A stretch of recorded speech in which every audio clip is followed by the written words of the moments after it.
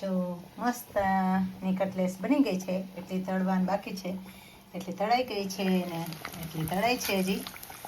ચાલો મિત્રો, બધાને વિનંતી કરું છું મારો વિડીયો ચોક્કસથી જોજો. બહુ જ મસ્ત યમી એન્ડ ડિલિશિયસ મેં આ કટલેસ એટલે કે કુનાફા આજે મેં બહુ જ મહેનતથી આ વિડીયો બનાવ્યો છે. કુનાફા કટલેસ કેક યમી એન્ડ ડિલિશિયસ બની છે. બધાને વિનંતી કરું છું, બધા બનાવજો.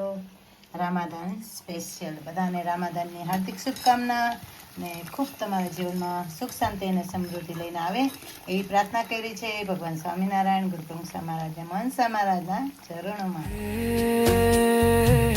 टूटे ये दिल के तले तेरे बिना ये सांसें भी सूनी धड़कन भी लगती ठगी.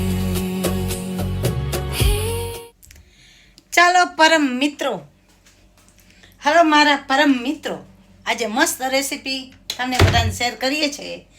તો રેસીપી તૈયાર થઈ ગઈ છે, એટલે કે રેસીપી તૈયાર નથી, હવે રેસીપી આપણે તૈયાર કરીશું. મસ્ત મસ્ત રેસીપી છે આજે કુનાફા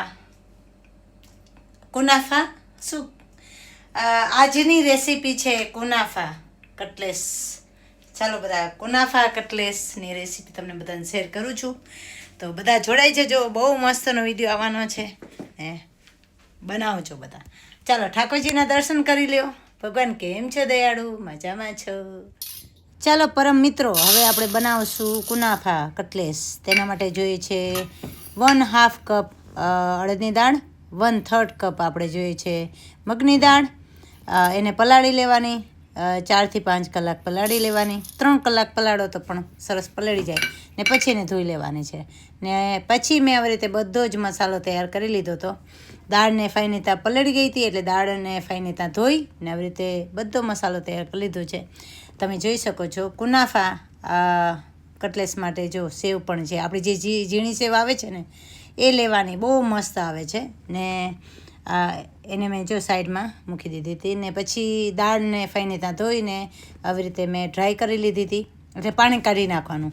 ને પછી ભાત એટલે કે રાઈસ જોઈએ છે, બોઇલ કરેલો રાઈસ. ને પછી વેજીટેબલ, તમે વેજીટેબલ ગમે તે પણ મૂકી શકો છો, એટલે કે બટેટા પણ મૂકી શકો છો એમાં બોઇલ કરેલા. તો મેં બોઇલ કરેલું બટેટું પણ મૂક્યું છે.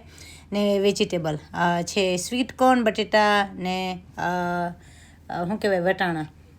એમાં છે ને તમે બીજા વેજીટેબલ પણ એડ કરી શકો છો, અપ ટુ યુ. તમે લોકો લસણ ડુંગળી ખાતા હોય, તમારે ટેસ્ટ માટે મૂકવું હોય તો તમે મૂકી શકો છો. અમે